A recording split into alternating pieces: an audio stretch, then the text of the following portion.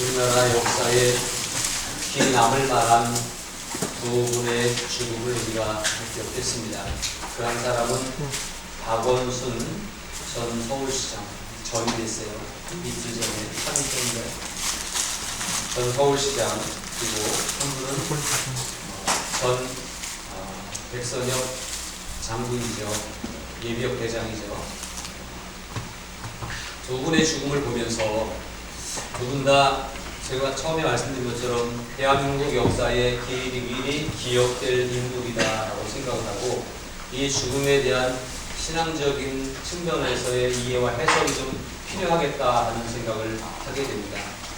먼저 서울시장을 지낸 박원순 서울시장은 조선시대 이래, 조선시대 때까지 합쳐서도 한양을 통치하는, 서울을 통치하는 기간이 박원순 시장이 제일 길었대요. 왕 말고 제일 오랫동안 서울시의 시장을 했답니다.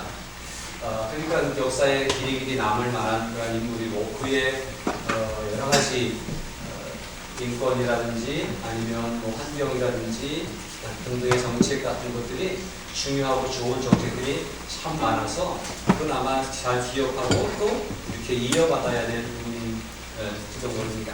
물론 그 중에 한 가지 동성애를 옹호하고 지원하고 하는 부분에 있어서 제 신앙하고는 맞지 않지만, 어쨌든 다른 부분에 있어서 환경이나 여러 가지 요즘 이제 주택 문제 이런 걸 하면서도 그린벨트를 절대 풀어서는 안 된다, 환경을 해쳐서는 안 된다, 이거 굉장히 강조했던 서울시 뉴딜 정책 뭐 이런 것들을 펼쳤던 그러한 훌륭한 정치인이었습니다. 조금은 참으로 안타깝습니다. 그러나 신앙적인 시각으로 관점으로 바라볼 때에 그렇게 스스로 죽는다라고 하는 것은 우리 기독교적인 시각으로 보면 스스로 죽는 것도 자살하는 것도 뭐라고 그래요? 우리가 살인이다. 이 생명은 하나님이 주관하시는 것이 내 마음대로 할 수 있는 것은 아니다라고 그렇게 우리는 믿습니다. 그러므로 믿음이 없기 때문에 그랬던 건 아닌가 하는 안타까움을 가지고 있습니다. 장례를 어떻게 치르고 뭐 할까 하고 문제가 많은데 그런 안타까움이 있습니다. 그런데 또 한 가지는 그 멋진 정치인, 훌륭한 정치인이 마지막에 왜 죽었는가라고 하는 얘기가 나올 때에 참 하찮은 일, 어떻게 보면 하찮은 일인데, 또 그러나 그렇다고 해서 그 훌륭한 분이 해서는 안 되는 일, 성추행 뭐 이런 문제를 오명을 가지고 안고 죽은 거예요. 저는 생각합니다. 문제가 발생했을 때 죽어버리면 세상 법으로서는 도타치기가 되는 거죠. 공소권 없음이 되어버립니다. 그래서 그냥 세상에서는 죄를 묻지 않지만, 그러나 하나님 앞에서, 신앙 앞에서 그것은 옳은 일은 아니다. 특별히 지도자급 되는 분들이, 그 훌륭한 분들이 그렇게 해버릴 때 끼치는 영향력은 대단하지 않을까. 뭔 힘들고 어려운 문제 생기고 확 죽어버리면 다 해결된다, 이렇게 생각할 수 있지 않겠어요? 그래서 자꾸 자살률을 부추기는 거예요. 대한민국이 세계에서 자살률이 1위 국가가 됐다고 하는 것은 이런 분들의 이런 행동들이 아닐까 생각을 합니다. 과거에 대통령을 지냈던 분도 답답하니까 확 뛰어내려서 죽고, 네? 얼마나 많은 기업인들과 정치인들과 이런 분들이 죽어요. 얼마 전에 체육인 학생, 그 젊은 체육 운동선수 하나가 또 죽고, 또 얼마 전에 경비 아저씨 한 분이 돌아가시고, 참 대한민국은 왜 죽어야 알아주나? 대한민국은 왜 죽어야 그 말을 들어주나? 그런 생각을 합니다. 그렇다고 해서 죽어야 알아주고 죽어야 말을 듣는다고 확 죽어버리는 것은 옳지 않다. 우리가 다 살면서 힘들고 어려울 때가 있습니다. 그리고 정말 죽을 것 같은 생각이 들 때가 있고, 어쩌면 죽고 싶은 생각이 들 때도 있을지 모르겠습니다. 요새 제가 심정이 그래요. 죽을 것 같아요. 왠지 아시겠어요?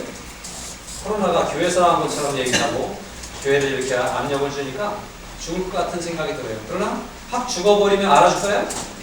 하나님 앞에서 그것은 옳지 않습니다.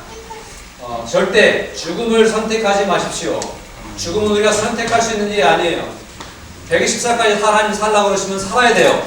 힘들어도 살아야 되고 어려워도 살아야 돼요. 앞으로 아무리 힘들고 어려운 일이 생겨도 확 죽어버리면 안 되는 거예요. 믿음의 사람. 알았죠?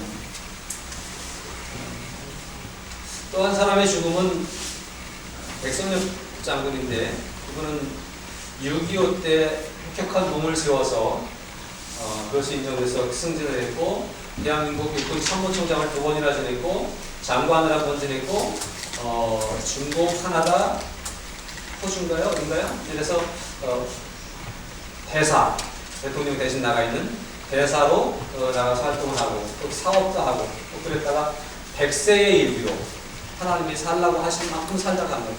믿음이 있는지 없는지 모르겠어요. 근데 100세의 일기로 또 죽었습니다. 국민묘지에 가는 문제에 대해서 논란이 많지만 저는 그런 생각을 합니다. 그분은 과거에는 친일 행적이 있었다고 해요. 잘은 모르지만 독립군을 토벌하는데 일본 군대로, 일본 시대에서 태어났습니다. 일본 군대로 살았다 해요. 그러나 그 시대가 지나고 나서는 대한민국을 위해 목숨을 걸었고 그 싸운 전쟁터에서 일하고 있는데 6.25 전쟁 때 저 낙동강 전선에서 다운전투에서 대선을 거둔 그런 역할 때문에 굉장히 훈장도 많이 받고 인정을 받습니다. 그랬다 해요. 내가 앞에 나가 싸울 테니 절대 후퇴하지 말자. 여기서 후퇴하면 끝이다. 혹시 내가 도망가거나 후퇴하는 것 같으면 나를 쏘고 가라. 그렇게 했다는 거예요. 앞에서 이끌어가는 대장이 나를 죽이고라도 후퇴하면 안 된다. 그렇게 얘기했다는 거예요. 그런 훌륭한 일이었습니다. 그러니까 저는 신앙적으로 어떻게 보냐면 과거에 혹시 실수가 있고 문제가 있더라도 나중에 잘했으면 잘합니다. 그렇지 않습니까? 과거에 아무리 많은 것을 잘했어도 나중에 좀 잘못한 일이 있어 그거 해결이 안 되고 끝났으면 잘못한 거죠. 이게 신앙적인 관점입니다. 다윗도 잘못한 일이 있고 실수한 일이 있습니다. 그러나 다윗의 실수를 우리가 늘 주지 않습니다. 왜냐하면 그는 회개하고 잘했기 때문에. 오늘 사도행전 2장을 우리가 보고 있는데 사도행전 2장의 주인공은 베드로예요. 베드로도 실수가 있고 허물이 있습니다. 그러나 회개하고 잘했기 때문에 그는 인정을 받습니다. 여러분, 우리도 실수할 수 있습니다. 범죄할 수 있습니다. 문제가 있을 수 있습니다. 그러나 회개하십시오. 책임을 지면 됩니다. 살아서. 죽음으로써 책임을 질 수 있는 건 아니에요. 이것이 우리의 신앙이라고 하는 사실이에요. 신앙에는요, 죽음을 통해서 도망가는 비겁한 일을 해서는 결코 안 된다고 하는 말씀을 드립니다. 제가 누구를 비판하려고 하는 얘기는 아니에요. 신앙적인 관점에서 우리가 이런 것들 잘 이해해야 된다. 앞으로 우리에게 닥칠 어떠한 일이 있어도 처음보다 나중이 좋아야 된다. 라고 하는 말씀을 드리고 싶은 것입니다. 그러므로 점점 나아지는 저와 여러분의 삶이 될 수 있길 바랍니다. 사실 교회가 두 사람의 죽음보다 더 심각하게 생각해야 될 문제는 시한 8일날 정세균 국무총리가 발표했던 교회 정규 예배의 모든 활동을 금지한다. 전에는 자제해 주십시오 그랬는데 금지한다. 금지하고 이를 어길 수는 300만 원 이하의 벌금을 매길 수 있다라고 하는 이야기가 굉장히 며칠 동안 떠들썩하고 지금 목사님들은 아주 목숨을 내고 싸워야 된다고 이런 분들이 많아요. 사실 저도 그렇습니다. 누가 저를 와서 잡아간다 그러면 예 기다렸습니다. 그리고 마음을 먹고 있습니다. 이런 혼란한 상황 가운데 있습니다. 근데 이게 지금 너무 한쪽으로 편향적인 그런 문제를 가지고 있다라고 하는 것 때문에 하는 얘기가 합니다. 그러니까 같은 기독교인으로서 아까 제가 그랬죠. 교회가 지금 양분되어져 있다고 했는데 심각하게 신중하게 생각해 볼 문제예요. 저는 이 사건을 주도하는 사람이 사탄은 아니지만 사탄이 이 속에서 역사하고 있다고 생각을 합니다. 교회가 예배를 못 드리고 교회가 힘을 잃는 것이 사탄이 좋아하는 일이기 때문에 그렇습니다. 여러분 잠깐 좀 보세요. 과연 공정합니까? 라고 합니다. 한국교회 모임 금지 예배 간섭 과연 공정합니까? 누가 했냐면 여기 한국교회 언론에 한국교회 신문사 또 교회 기독교 신문 기자들 언론회가 있는데 거기서 이걸 만든 거예요. 공정하지 않다는 거예요. 방역지침을 안 지켜온 정세균 총리. 3월 11일 날 무슨 모임인지 정세균 총리가 여기 앞서 있어요. 마스크 하나도 안 쓰고 악수하고 4월 20일 서울신문에 국회로 들어가면서 마스크 하나도 안 썼고 악수하고. 이건 무슨 모임? 정세균 총리가 6월 18일 날 아시아 경제신문에 나온 사진이랍니다. 이렇게 자기는 안 하면서 왜 교회만 그렇게 하느냐라고 하는 거죠.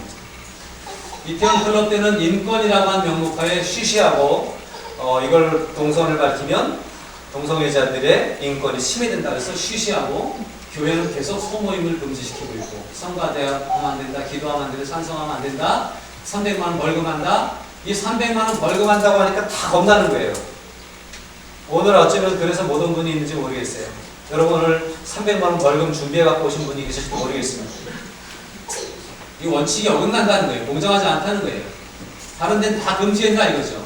왜 교회만 금지하냐? 커피숍 가서 교인들이 끝나고 우리 커피숍 가서 커피 마시는 건 아무 문제 없대요. 마스크 벗어도. 교회만 적용이 돼서는 안 된다고 생각합니다. 라고 감염내과 교수님이 시사다키 정관영인단에 나와서 7월 8일 당일날 나와서 105 모임인데 이렇게 한마디 없이 총리 한마디로 협박하고 있다고 하는 거죠. 공정하지 않다는 거죠. 교회는 전혀 감염의 현상이 아닙니다. 지금 교회 관련 확진자가 550명이라고 발표했습니다. 근데 여기에는 신천지 이중등록, 신천지는 빼놓고 신천지 따로 있는데요. 신천지이면서 숨어 들어온 사람들이 550명이 포함되어 있고 그들 때문에 퍼진 일들이 사례들이 있고요. 이단 교회들이 여기 포함되어 있어요. 몇몇 이단 교회들이. 그리고 오직 오보의 사례도 있대요. 며칠 전에 수도원 중앙침례교회에서 확진자가 교회가 나왔는데 그게 아니고 다시 발표를 했는데 교회에서가 아니라 시장에서 발현돼가지고 교회에 온 사람이 있었다. 이렇게 발표가 됐다는 거죠. 또 오보가 나왔는데 이걸 자꾸 얘기하면서 교회를 자꾸 들추는 거예요. 기자들도 그렇고 지금 매스컴이 그렇습니다. 이런 일들이 계속 있어. 좀 따져보니까 200명에서 250명 정도 될 것 같다는 거예요. 교회에서 서로 이제 교인들끼리 예배드리면서 모이면서 그런 것들이 이 숫자가 좀 넘는다 하더라도 13,000여 명 중에서 이 정도면 숫자는 별로 많지 않다는 거예요. 물론 이것도 없었으면 좋겠습니다만 그런 상황이 아닙니다. 13,293명이 9일 기준이래요. 그래서 1.8% 정도가 교회에서 나온 사람이다. 이런 신천지, 물리센터, 콜센터, 판매, 클럽, 운동시설 이런 데보다 수치로 적다. 그리고 교회는 정기적인 모임이 이렇게 있잖아요. 그런 것들 때문에 계속 모이는데 그 모임의 빈도수, 모이는 사람들의 숫자에 비하면 아주 미미하다는 거예요. 주일 예배 출석 신도 중 코로나 감염 경우는 0.0051%라는 거예요.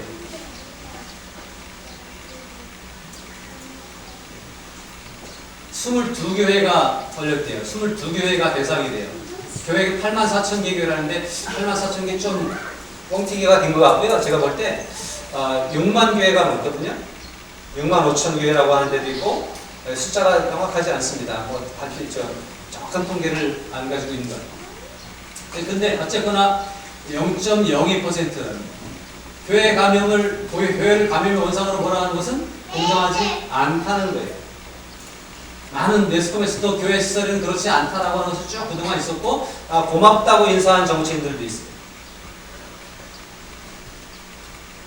오히려 방역에 적극적으로 협조하는 것이 교회다라고 하는 거죠. 의료 지원에 앞장서고 성금 마련, 마스크 보내기, 사회봉사, 교회가 앞장서 하고 있는데 이렇게 종교 탄압적인 발상을 하고 있다고 하는 오늘 정치 현실을 지적하고 있습니다.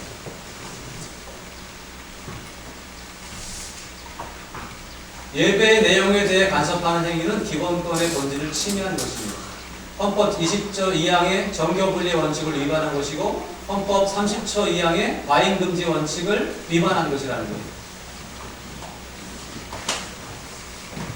헌법 10조, 20조, 37조를 위반했고 헌법 158조, 314조, 319조를 위반한 행위라고 하는 거예요.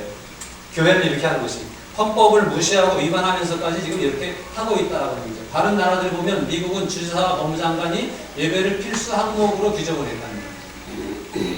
프랑스에서는 예배의 자유를 금지하는 것은 명백하고 심각한 위법이다라고 판결을 내렸고 미 연방법원에서 예배 제한 행정명령은 종교자유 침해다라고 얘기했다는 거죠. 전염병 중에서도 예배를 제한할 수는 없다라고 얘기했다는 거죠. 이런 발표를 한 그날 당일날 국회 안에서 있었던 한 사건을 국민일보에 이렇게 실렸습니다. 국회에서 스타크래프트 스타크래프트라는 컴퓨터 게임 대회를 국회의원들이 한 거예요. 마스크 하나도 안 쓰고 웃으면서. 이날 정세균 총리는 교회 가면 안 된다고 발표하고 벌금 매긴다고 발표한다.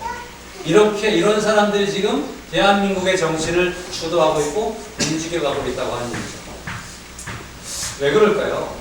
근데 왜 이 사람들이 더 인정받고 왜 이 사람들이 더 표를 많이 얻을까요? 이건 이 속에 담겨있는 사탄의 계획가 있다라고 밖에 저는 신학적으로 판단할 수가 없습니다.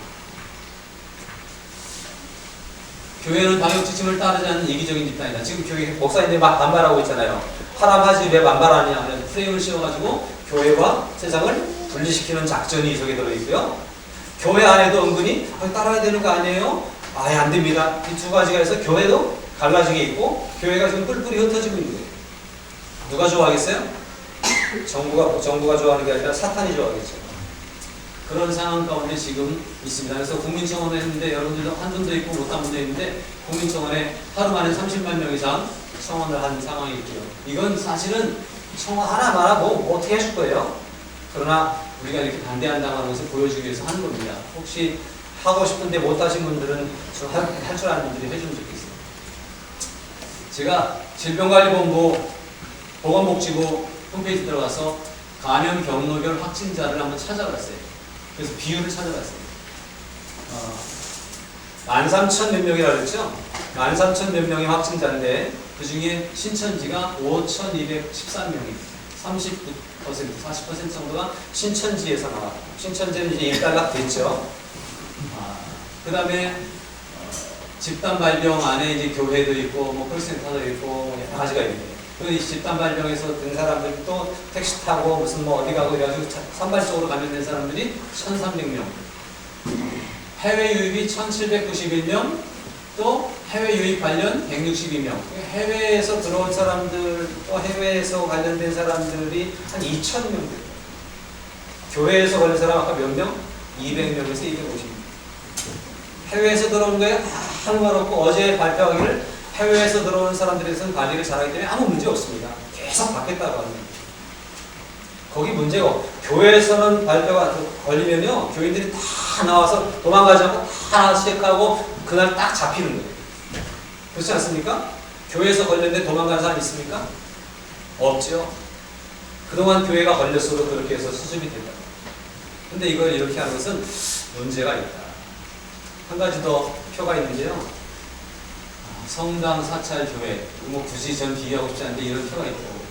여기는 소모임, 환경공부, 기도회, 성가 연습, 큰 소리로 기도하는 거, 찬송 노래 여기 아무 제지 없어요. 다 해도 돼. 다 먹어도 돼요. 교회는 하면 안 돼. 금지, 금지, 금지, 금지. 찬송과 노래는 작게 금지, 금지, 금지, 금지. 시설 밖에 나가서 먹는 건 괜찮대. 그러니까 교회는 나가서 먹는 건 괜찮대. 하나 허락됐어요. 이게 오늘 현실이고. 노래방, 주점, 헬스클럽, 콜센터, 게이클럽, 백화점, 문화센터, PC방, 룸살롱, 정부 구내식당, 음식점 다 괜찮아요. 동그라미 다 괜찮아요. 교회만 이렇게 얘기하는 건 분명 문제가 있지 않습니까? 내가 교회고 내가 신앙인이기 때문에 문제를 제기하는 게 아니라 오늘 지금 정부가 하고 있는 일이 이런 일이기 때문에 이건 반발이 나올 수밖에 없는 일이고 이건 굉장히 종교 탄압적인 문제라고 하는 사실입니다. 아까 제가 웃으면서 얘기했죠. 혹시 사모하는 마음이 있고 성경책 가지고 도서관 가서 독서 모임 하는 것처럼 하는 것은 괜찮다. 문화센터에서 하는 건 괜찮다. 법적으로 문제가 없다. 라고 합니다. 억지로 뭐 그렇게 할 필요는 없겠습니다만 이런 부당함이 현재 있고 이걸 우리가 좀 알아야 되겠다라고 하는 거예요. 물론 알아도 우리가 이걸 뒤집을 수 있는 힘은 없어요. 왜? 그들이 힘을 가지고 있기 때문에. 그러나 이런 상황 가운데서 반발은 당연한 일이고 자연스러워요. 목사님 너무 심하게 하는 거 아니에요? 그럴 필요가 그러지 말아달라라고 하는 말씀을 드립니다. 여러분들도 충분히 이해를 하시기 바라고 혹시 옆에서 왜 교회 가냐고 뭐라고 하는 사람들에게 이런 것들을 좀 이렇게 얘기를 할 수 있어야 돼요. 물론 정확한 수치 통계를 여러분들이 다 기억 못하지만 필요하면 저에게 자료를 요청하면 보내드리겠습니다. 지금 어쨌든 한국 정치 현실 속에서 국민들을 교인들과 비교인들로 나누고 있습니다. 보수와 진보로 나누고 있습니다. 교회 안에서도 교인들을 갈르고 나누고 있습니다. 이것이 우리들의 현실이고 이게 빨리 좀 넘어갔으면 좋겠고 여기서 우리가 좀 탈피될 수 있었으면 좋겠다는 생각을 간절히 가집니다. 교회가 뭔데요? 교회의 참모습, 오늘 제목을 그렇게 잡았는데 부제목으로 제가 이게 교회다. 교회가 이래야 교회인데 왜 이걸 못하게 하냐 라고 하는 말씀을 드리고 싶은 거예요. 물론 우리가 사도행전을 쭉 순서대로 가다 보니까 이런 말씀을 보게 되는데 여러분 2장 42절부터 47절의 말씀을 쭉 우리가 읽었습니다. 이 중에서 42절의 말씀은 바로 이런 겁니다. 그들이 사도의 가르침을 받아 서로 교제하고 떡을 떼며 오로지 기도하기를 힘쓰니라. 이게 교회라고 하는 거예요. 뭐 해야 돼요? 사도의 가르침을 받아 성경을 배우고 가르침을 받는 것이 교회 안에 있어야 되는 거예요. 그게 교회예요. 서로 교제하고 떡을 떼며 음식을 먹고 서로 친하게 되는 거 이게 있어야 되는 거예요. 교회 안에서 기도하고 예배하고 그게 있어야 교회라는 거죠. 이게 없으면 이걸 못하면 교회가 아니라는 거죠. 그래서 우리는 교회에 오고 싶은데 교회이지 말라고 하는 정부의 얘기는 옳지 않다. 우리가 이렇게 힘들고 위험성이 있지만 모이는 이유는 교회를 유지하기 위해서, 교회이기 때문에. 교회를 유지한다는 말 오해하지 마십시오. 무슨 뭐 헌금을 통해서 교회를 살림을 유지하려고 하는 얘기가 아니에요. 교회가 교회이어야 되기 때문에 그렇다고 하는 얘기예요. 이런 것이 오늘 우리들이 인식해야 될, 교회는 이런 게 교회지. 놀러 가는 데가 교회가 아니라, 괜히 뭐 심심풀이로 모이는 데가 교회가 아니라, 감염병을 전파시키는 곳이 교회가 아니라, 이런 것들이 이루어지는 교회가 진정한 교회다라고 하는 사실이에요. 교회가 뭔지를 분명히 아시기 바랍니다. 첫 번째, 사도들의 가르침이 있었다는데, 42절에 보니까 그들이 사도의 가르침을 받아 서로 교제하고 떡을 떼며 오로지 기도하기를 힘쓰니라. 사도의 가르침이라고 했죠. 이 사도의 가르침이라고 했는데, 이 사도의 가르침 헬라어 원문을 보면 그 헬라어는 그 단어 하나하나에 그 꼬리를 어떻게 붙이느냐에 따라서 거기에 어떤 형이 붙어요. 복수형, 단수형, 뭐 명령형, 또 이런 수동형, 능동형 이런 형태가 붙어요. 근데 이 사도회라고 하는 이 얘기 속에는 복수형으로 쓰여졌다는 거예요. 그래서 복수형이라고 하는 얘기는 다른 말로 하면 사도들의 이런 의미예요. 많은 사도들이 가르쳤다고 하는 얘기예요. 사도 한 사람이 가르친 게 아니라 많은 사도들이 가르쳤다고 하는 얘기예요. 그런데 이 가르침이라고 하는 말이 있어요. 사도들, 많은 사람들의 가르침이 아니라 많은 사람들의 가르침들이어야 되잖아요. 그런데 이 가르침이라고 하는 말은 단수형으로 쓰여요. 그러니까 다시 말하면 많은 사도들이 한 가지를 가르쳤다 라고 하는 거예요. 뭘 가르쳤을까요? 성경을 가르쳤겠죠. 교회 안에서는 다른 걸 여러 가지를 가르치는데 어떤 목사님은 상담을 했으니까 상담을 가르치고 어떤 목사님은 복지를 했으니까 복지를 가르치고 다양한 목사님들이 다양한 지도자들이 교회에서 가르치고 있지만 한 가지를 가르치는 거예요. 뭘 가르치는 거예요? 복음을 가르치는 거예요. 성경을 가르치는 거예요. 그래서 오직 예수 그리스도의 복음만을 가르치는 곳, 이곳이 교회이고 이것이 가르침을 받아야 되고 배워야 되고 계속 가르침이 이어져야 되는 거예요. 그러므로 우리 교회가 가르침이 지속적으로 이루어지는, 말씀을 전달하고 말씀을 배우고 말씀대로 살아가는 그러한 일들이 계속될 수 있는 교회가 돼야 진정한 교회다라고 하는 사실입니다. 두 번째로는 성도의 교제가 있었어요. 같이 여기 말씀해 보니까 그들이 사도의 가르침을 받아 서로 뭐 했다고요? 교제했다는 거예요. 가르침을 받을 뿐만 아니라 그 말씀에 입각해서 말씀을 행하면서 교제를 했다는 거죠. 교제를 하는데 46절에 보니까 날마다 마음을 같이하여 성전에 모이기를 힘쓰고, 자꾸 모이는 거예요. 교제는 그래. 그냥 인터넷으로 교제해도 되지만, 핸드폰으로 교제도 되지만 자꾸 만나고 모이고 그런 가운데서 교제가 이루어지는 거예요. 그래서 자꾸 모이는 거예요. 교회가 한국 교회가 그래도 이렇게 다른 종교 집단이나 이런 데보다 좀 더 활성하게 되고 잘 움직이고 뭔가 하려는 일을 많이 하고 복지에, 교육에, 사회 참여에 많이 하는 중요한 이유는 이 자주 모이는 교제가 있기 때문에, 매주 모이고 또 중간중간 모이고 모여서 자주 만나기 때문에 교제를 통해서 하나가 되기 때문에 그런 겁니다. 교회는 교제를 통해서 자꾸 모이고 하나 되는 그러한 마음을 같이 하여 성전에 모이기를 힘썼다. 그렇죠? 또 이 42절에서 뭐라 했어요? 떡을 떼며라고 했죠. 이 떡을 떼며라고 한 말이 있고 뒤에 가면 또 음식을 나누며라고 한 말이 있는데 이 떡을 떼며라고 하는 얘기는 사실은 모여서 그리스도의 성사를 나눕니다. 주님과 하나 되는 교제를 하는 거예요. 우리가 이렇게 모이지만 주님의 이름으로 모이고 누구와 교제하는 거예요? 예수님과 교제하는 거예요. 이 떡을 떼며라고 한 이 단어는 주님과 하나 되고 주님과 교제하면서 주님과 친밀감을 유지하는 그러한 일들이 교회 안에서 있었다. 오늘도 여러분 주님을 만나시기 바랍니다. 오늘도 주님과 교제하길 바랍니다. 주님과 하나 되고 주님 나를 사랑하셨지, 주님이 그 몸을 나에게 주셨지, 주님이 그 피를 나를 위해 흘려주셨지 라고 하는 걸 생각하면서 주님과의 깊은 교제, 주님이 우리에게 말씀하시는 너는 내 아들이다, 내가 오늘날 너를 낳았도다 라고 하는 그런 음성을 들으면서 확신을 가지고 주님과의 깊은 교제를 누릴 수 있는 그런 우리가 될 수 있기를 바랍니다. 46절에 와서 집에서 모여서 전체적으로도 모였지만 또 흩어져서 구역 예배, 목장 예배 뭐 이러면서 집에서도 모이고 이웃끼리 또 모이고 그 집에서도 떡을 띠며 기쁨과 순전한 마음으로 음식을 먹었어요.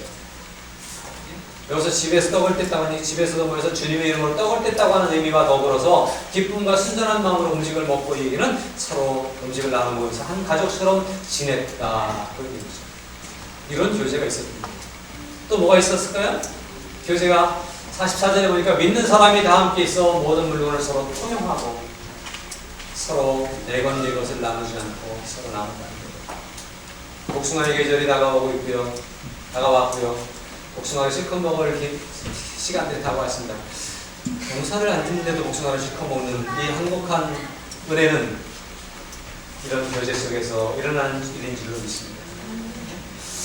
사도행전 4장으로 넘어가서 이것을 뭐라고 얘기하고 있냐면 믿는 우리가 한 마음과 한 뜻이 되어 모든 물건을 서로 통용하고 자기 재물을 조금이라도 자기 것이라고 하는 이가 하나도 없더라. 그냥 같이 쓴 거예요. 지금 사회주의적인 사고를 가지고 있는 사람들이 한국 정치를 주도해가고 있습니다. 그래서 부자들의 것을 뺏어서 가난한 사람들에 나눠주는 일을 어찌하든 하려고 애를 쓰고 있습니다. 그러니까 부자는 괜히 죄인인 거고 기업가는 괜히 죄인인 거고 노동자는 혜택을 보고 있고 그런 시대를 지금 살아가고 있습니다. 그러나 진짜 사회주의는 성경 안에 있어요. 스스로 내어놓고 스스로 베풀 수 있는, 그래서 함께 나눌 수 있는, 내 것 내 것을 따지지 않고 그냥 부자들이 다 알아서 내놓는 그런 공동체가 진짜 사회주의, 우리가 지향해야 되는 사회주의인 것입니다. 근데 이게 아니라 그게 안 되는데 불구하고 뺏어서 세금으로 뺏고 뭘로 뺏고 압류로 뺏고 옛날 100년 전에 받은 것도 뭐 재산 환수해서 뺏고 뺏어갖고 나눠주려고 하는 그런 모습은 억지로 해보려고 그러는데 잘 안 된다라고 사실 45절에 또 재산과 소유를 팔아 각 사람의 필요를 따라 나눠주고 구제도 계속해서 일어났습니다. 교회 밖으로도 구제가 일어났습니다. 사장에 가서 사도들이 발 앞에 밭을 팔아서 어떤 사람이 내놓으면 이것을 사도들이 알아서 잘 나누는 거예요. 내놓은 사람이 나눠주는 게 아니라 교회가 알아서 잘 귀한 일을 나눠주는 분배도 있었습니다. 이게 어디서 일어나는 거냐? 성도의 교제, 하나됨의 교제, 그리스도를 닮아가는 이 교제 속에서 일어나는 일이고 이 교제는 교회 안에서 계속해서 말씀 속에서 이루어져야 되는 교제라고 하는 사실입니다. 우리 교회가 이런 교제가 계속될 수 있길 바랍니다. 꼭 내가 좀 부자다 생각되면 많이 내놓으세요. 부담 갖지 마시고 이런 교제를 통해서 교회는 교회가 될 수 있는 겁니다. 교회가 이런 게 아무것도 없으면 무슨 교회예요? 이렇게 하니까 온 백성에게 칭송을 받았다고 얘기합니다. 교회는 참 행복해, 교회는 참 아름다워, 이런 칭찬을 받게 되었다라고 하는 거예요. 이런 칭찬이 있는 교회가 되기 위해서 아름다운 성도의 교제가 지속되는 우리 교회 공동체가 될 수 있기를 바랍니다. 우리가 끈끈하게 사랑하고 서로 아껴주고 이런 모습이 주변에서 볼 때 왜 그렇게 사랑해? 왜 그렇게 갖다 주려고 그래? 왜 그렇게 만나려고 그래? 우리는 이렇게 사랑하기 때문에 그래 라고 말할 때 사람들이 이해하고 칭찬할 수 있는 공동체가 될 것입니다. 세 번째로 기도하고 찬미하는 일들이 있었습니다.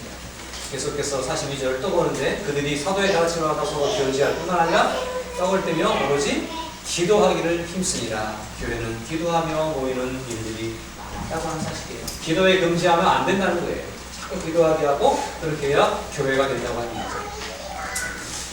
이렇게 자꾸 기도하고 힘써 기도하니까 오순절 성령의 역사가 일어났죠? 기도할 때 또 이렇게 열심히 기도하고 그러는데 43절에 사람마다 두려워하는데 사도들로 말미암아 기사와 표적이 많이 나타나니 기도하면 안 될 것 같은 일이 되는 줄로 믿습니다. 기도하는 가운데 역사가 나타나는 거예요. 그러므로 교회는 신앙 공동체는 계속 기도함으로 그 모습을 세워가고 기도 속에서 하나님의 능력을 체험할 수 있게 될 것입니다. 또 하나님을 찬미했다고 했어요. 47절에 하나님을 찬미합니다. 이렇게 하나님을 찬미하고 그러니까 어떻게 됐다고요? 날마다 구원받는 사람을 더하여 주셨다라고 이렇게 말씀을 하고 있습니다. 여러분, 교회가 교회 되려고 할 때 하나님 앞에 부흥이 일어나고 하나님이 우리에게 복을 주시고 하나님의 은혜를 더 많이 누릴 수가 있는 것입니다. 교회가 아니게 될 때에 더 이상 인정받을 수도 없고 은혜를 경험할 수도 없습니다. 우리는 우리의 교회의 모습이 어떠해야 되는지를 우리가 명백하게 교회가 뭔지를 인식하고 있어야 돼요. 교회가 뭔지도 모르니까 주변에서 뭐라 그러면 흔들리는 거예요. 교회가 뭔지도 모르는 사람들이 자꾸 뭐라 그러는 거예요. 그러나 어쩌면 사탄이 교회가 어떤 것인지를 잘 알기 때문에 이걸 못하게 하는 작전을 세상의 어떤 사람들을 통해서 쓰고 있고, 이것 때문에 오늘 교회는 기도하면 안 된다, 찬송하면 안 된다, 모이면 안 된다, 성경 공부도 안 된다, 교회의 본질적인 그 부분들을 못하게 하는 사탄의 작전에 휘말려 가고 있는 오늘의 시대 속에서 우리만이라도 교회가 뭔지를 바르게 인식하고 인정하면서 교회의 본래의 모습을 지켜가고 이게 교회다 라고 하는 것을 세워갈 수 있는 우리 모두가 될 수 있기를 주님으로 부탁을 드립니다.